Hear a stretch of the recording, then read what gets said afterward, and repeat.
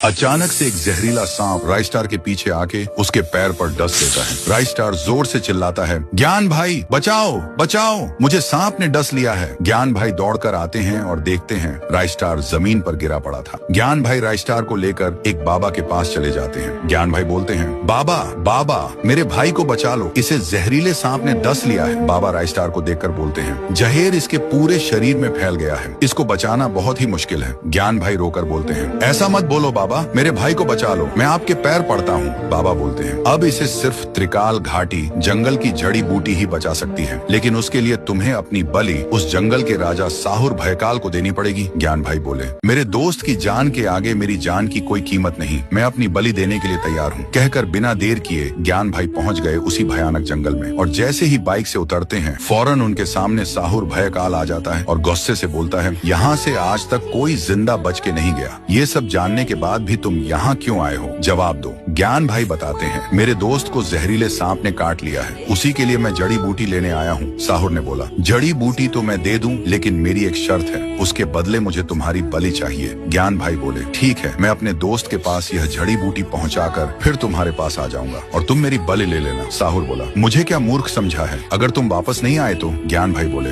मैं तुमसे वादा करता हूँ, मैं अपने दोस्त को जड़ी बूटी देकर तुम्हारे पास जरूर आऊंगा। फिर साहुर उसे जाने देता है। उधर राइस्टार की हालत और भी बिगड़ती जा रही थी। तभी ज्ञान भाई बाइक से आते हैं और बाबा को जड़ी बूटी देकर बोलते हैं, बाबा जल्दी से मेरे दोस्त को ठीक कर दो। बाबा राइस्टार को जड़ी बूटी पिलाते हैं और राइस्टार को होश आता है। राइस्टार देखता है उसका दोस्त ज्ञान भाई उसके पास नहीं था। राइस्टार बाबा से पूछता है, बाबा मेरा दोस्त कहाँ है? बाबा बताते हैं, तुम्हारा दोस्त अपनी बलि देकर यह जड़ी बूटी लाया है। ये सुनकर राइस्टार टूट सा गया और फूट फूट कर रोने लगा। उधर ज्ञान भाई साहुर के पास जाकर बोलते हैं, साहुर मैं आ गया, अब तुम मेरी बलि ले लो। साहुर ज्ञान भाई की ईमानदारी देखकर बोलता है, मैं तुम्हारी ईमानदारी से खुश हुआ, जाओ मैंने तुम्हारी जान बख्श दी। उसके बाद ज्ञान भाई राइस्टार के पास गया। राइस्टार ज्ञान भाई को देख चौंक गया और बोला, ज्ञान भाई आप जिंदा हो, लेकिन बाबा तो बोल रहे थे आप मर गए हो। ज्ञान भाई हंसते हुए बोले, बहुत लंबी कहानी है, फिर कभी बताऊंगा।